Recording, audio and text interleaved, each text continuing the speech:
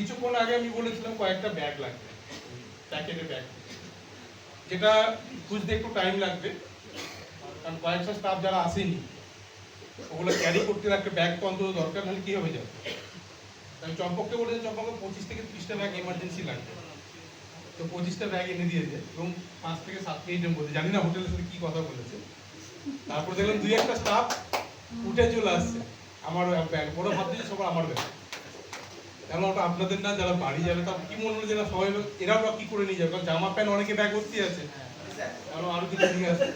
তো চম্পক বিরাট support, thank you.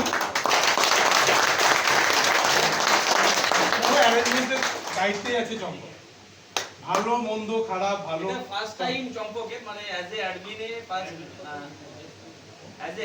First programme ওর এটা, মানে এর আগে অন্য রোলে ছিল, তো প্রথম প্রোগ্রাম দারুণ সুন্দর অ্যারেঞ্জমেন্ট হয়েছে।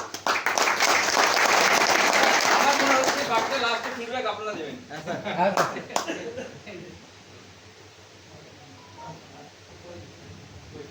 ওকে দেন, সো আজকের আরেনার প্রোগ্রাম কেমন লাগলো?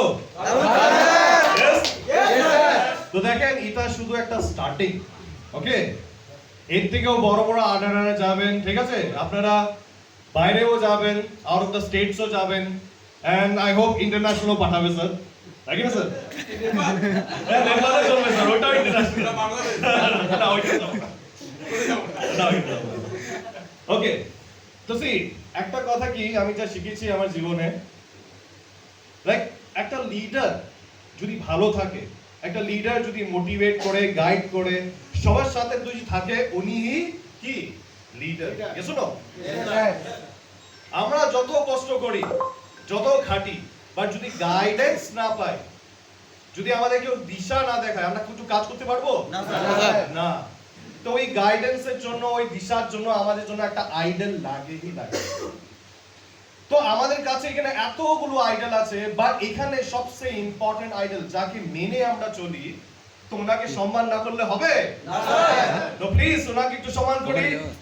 বিন্দু sir please come on the stage.